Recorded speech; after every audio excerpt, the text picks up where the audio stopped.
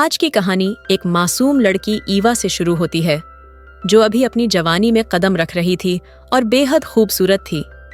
ईवा रूही नाम की एक सफल मॉडल के घर में काम करती थी, जो उसकी साथी भी थी।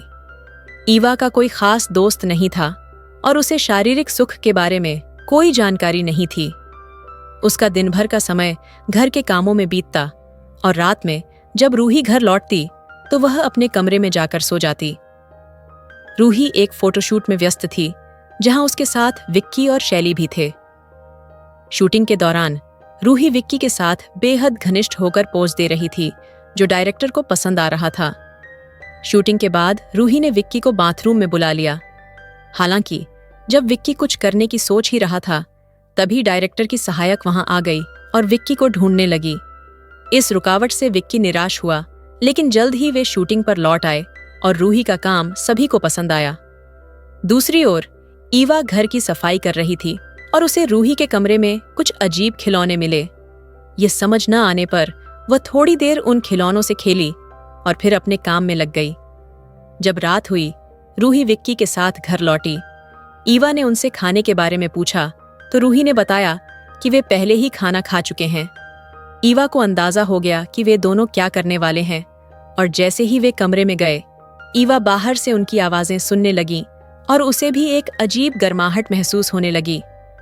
अगले दिन सुबह जब ईवा नाश्ता तैयार कर रही थी, विक्की नीचे आया। ईवा ने उसे नाश्ता करने को कहा, लेकिन विक्की ने उसे धन्यवाद देकर दरवाजा खोलने के लिए कहा। दरवाजा खोलते वक्त विक्की ने ईवा की तारीफ की, जिससे वह शर्माने लगी। ईवा ने बताया कि उसके पिता की मृत्यु हो चुकी है, जिसके कारण उसे पढ़ाई छोड़कर यह काम करना पड़ा। विक्की के जाने के बाद ईवा की नजर सामने वाले घर पर पड़ी, जहां लियो नाम का लड़का गाड़ी धो रहा था। ईवा और लियो एक दूसरे को पसंद करते थे, और जब लियो का मालिक उसे ईवा के साथ देखते हुए नाराज हो जाता है और उसे डांटने लगता है। ईवा लियो की हालत देखकर दुखी होती है, लेकिन कुछ कर नहीं सकती। इसी बीच रूही ईवा को बुलाती है, और जब ईवा उसके कमरे में जाती है तो वह देखती है कि रूही ने कपड़े नहीं पहने हैं, इसलिए वह नजरें बचाते हुए बात करती है। रूही विक्की के बारे में पूछती है तो ईवा उसे बताती है कि विक्की सुबह ही चला गया था। ये सुनकर रूही नहाने चली जाती है, और जब वह नहा रही थी तो ईवा छिपकर उसे देखने लगती है, क्योंकि वह समझना चाहती थी कि एक जवान शरीर कैसा दिखता है। रात को लियो ईवा से मिलने आता है और बताता है कि उसका मालिक हमेशा उसे डांटता रहता है। लियो को रूही की हरकतें पता थीं, इसलिए वह ईवा को बताता है कि वह रोज किसी के साथ अपना समय बिताती है और उसकी आवाजें मोहल्ले में गूंजती रहती हैं। दोनों यह बातें कर ही रहे थे कि लियो का मालिक उसे बुलाने लगता है और वह चला जाता है। अगले दिन रूही शूट पर जाने के लिए तैयार होती है और ईवा को बताती है कि उसे देर हो जाएगी। इसके बाद ईवा सब्जी खरीदने जाती है और सब्जी बेचने वाली उससे मजाक करती है, खासकर खीरे और बैंगन को लेकर। रूही के कमरे की सफाई करते समय ईवा को कुछ पैकेट और सुरक्षा कवच मिलते हैं, जिन्हें वह जल्दी जल्दी कूड़ेदान में फेंक देती है। देर रात को लियो फिर से ईवा से मिलने आता है और उसे रूही की आवाजें सुनने की बात करता है। लियो की बातें सुनकर वह गर्म तो होती है, लेकिन वह उसे रोक देती है और वापस जाने को कहती है। लियो को यह बात बुरी लगती है, लेकिन वह चुपचाप चला जाता है, क्योंकि वह ईवा से प्यार करता था। बाद में ईवा अपनी गर्मी शांत करने के लिए दिन में ली गई सब्जियों का उपयोग करती है। सुबह जब ईवा रूही को जगाने उसके कमरे में आती है तो वह देखती है कि रूही किसी लड़के के बजाय शैली के साथ थी। इससे ईवा को समझ आता है कि रूही को लड़के और लड़कियां दोनों पसंद हैं। ईवा नाश्ते के लिए कहकर दरवाजा बंद कर देती है और फिर उनकी आवाजें सुनती है। थोड़ी देर बाद लियो ईवा से माफी मांगने आता है और कहता है कि वह रूही की आवाजें सुनकर बहक गया था, लेकिन अब वह ध्यान रखेगा। ईवा उसे माफ कर देती है। रात में फिर से लियो और ईवा मिलते हैं, और इस बार लियो ईवा से अपने प्यार का इजहार करता है, जिस पर ईवा भी कहती है कि उसे लियो पसंद है। तभी रूही के आने की आहट सुनाई देती है और ईवा जल्दी से लियो को वहां से जाने को कहती है, लेकिन जाते जाते रूही उसे देख लेती है। लेकिन ईवा को इस बात का जरा भी आभास नहीं होने देती।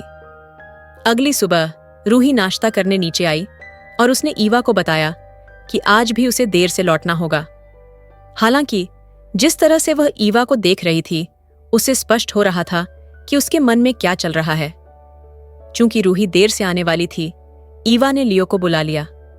ये दोनों पहली बार इतने करीब आए और जल्द ही वह सब कुछ हुआ जिसका लियो लंबे समय से इंतजार कर रहा था। ईवा ने हमेशा अपनी कल्पनाओं में इस पल का सपना देखा था, लेकिन जब वास्तव में ऐसा हुआ तो उसे उतना आनंद नहीं आया जितना उसने सोचा था। अगले दिन जब ईवा सफाई कर रही थी, वह लियो के प्रयासों से संतुष्ट नहीं थी, इसलिए वह रूही के कमरे में चली गई और वहां खुद को रूही और उसके दोस्तों के बारे में सोचने लगी। इन विचारों से वह उत्तेजित हो गई और रूही के बाथरूम में नहाने लगी। इसी दौरान रूही वापस घर आ गई और जब उसने अपने कमरे में कदम रखा तो उसने ईवा को बाथरूम में देखा। ईवा को देखकर रूही ने कुछ नहीं कहा, बल्कि उसे पहनने के लिए कपड़े दिए। ईवा को कपड़े पसंद आए। रात होते ही लियो आया और ईवा ने उसे जल्दी से अपने करीब बुलाया। वह चाहती थी कि लियो उसी तरह का अनुभव दे, क्योंकि रूही ने उसकी भावनाओं को जगा दिया था। दोनों के बीच यह सब हो रहा था जबकि रूही दरवाजे के पास खड़ी होकर उनकी बातें सुन रही थी, जैसे ईवा उसकी बातें सुना करती थी। अगले दिन रूही ने ईवा को बुलाकर कहा कि वह सब जानती है और यह भी समझ गई है कि ईवा का प्रेमी उसे पूरी तरह संतुष्ट नहीं कर पाया। रूही ने ईवा को यह प्रस्ताव दिया कि वे तीनों साथ मिलकर एक रात बिताएं।